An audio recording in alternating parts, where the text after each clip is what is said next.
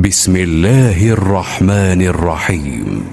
إذا وقعت الواقعة ليس لوقعتها كاذبة خافضة رافعة إذا رجت الأرض رجا وبست الجبال بسا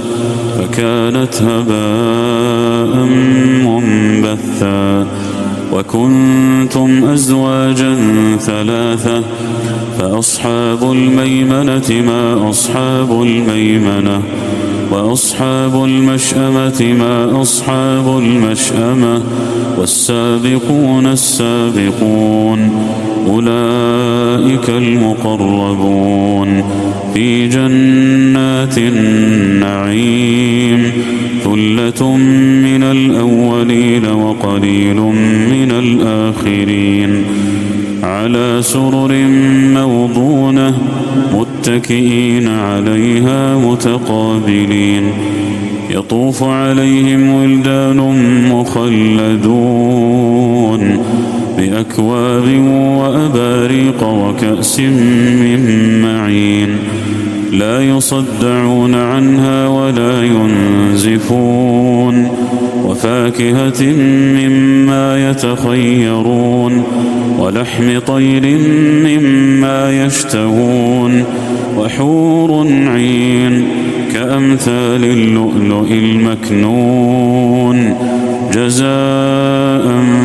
بما كانوا يعملون لا يسمعون فيها لغوا ولا تأثيما إلا قيلا سلاما سلاما وأصحاب اليمين ما أصحاب اليمين في سدر مخضود وطلح منضود وظل ممدود وماء مسكوب وفاكهة كثيرة لا مقطوعة ولا ممنوعة وفرش مرفوعة إنا أنشأناهن إنشاء فجعلناهن أبكارا عربا أترابا لأصحاب اليمين ثلة من الأولين وثلة من الآخرين وأصحاب الشمال ما أصحاب الشمال في سموم وحميم وظل من يحموم لا بارد ولا كريم إنهم كانوا قبل ذلك مترفين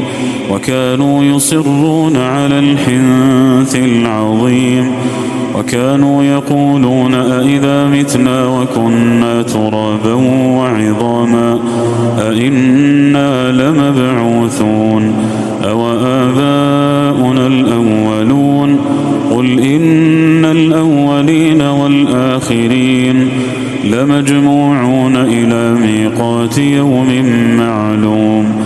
ثم إنكم أيها الضالون المكذبون لآكلون من شجر من زقوم فمالئون منها البطون فشاربون عليه من الحميم فشاربون شرب الهيم هذا نزلهم يوم الدين نحن خلقناكم فلولا تصدقون أفرأيتم ما تمنون أأنتم تخلقونه أم نحن الخالقون نحن قدرنا بينكم الموت وما نحن بمسبوقين